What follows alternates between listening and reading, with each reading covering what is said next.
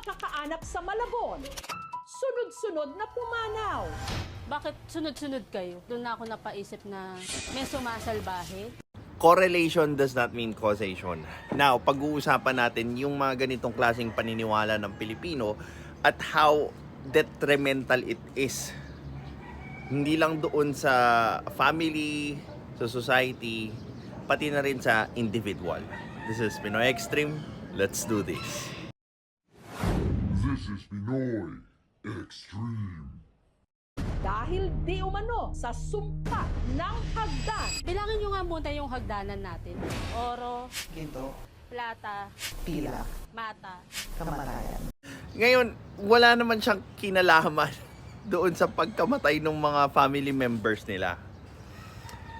Hindi nila tinignan yung reason, well, let's say ng ospital, bakit sila namatay. They go straight ahead doon sa hagdan.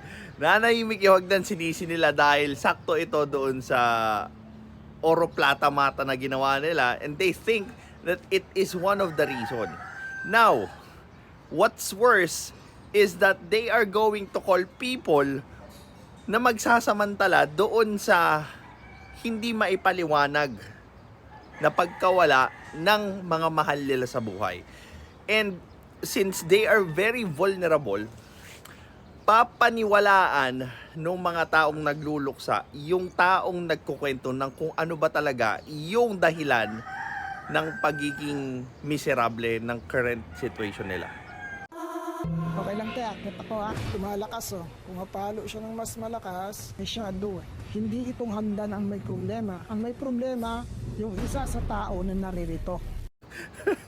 Hindi kaya siya yung may problema doon kasi nagmamarunong siya eh kung ano yung problema nung pamilya or nung sitwasyon without even having any valid proof aside from nararamdaman nila or feelings nila or yung machine na pumapalo daw na ganun. Well, let's go sa ibang lugar to check gaano ka-damaging yung ganitong klaseng belief.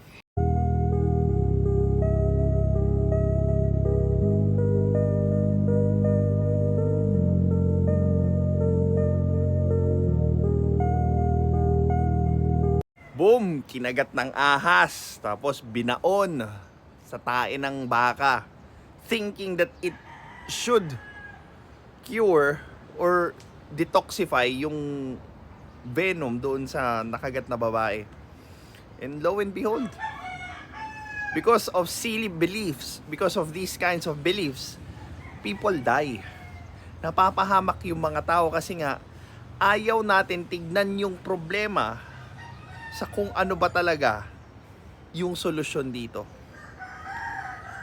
Yes, they believe that, Diyos yung baka sa kanila, that it has medicinal qualities yung tae ng baka, but it does not remove the fact na yung sagot doon sa solusyon sa problema ay hindi yung paglubog sa tao doon sa tae ng baka.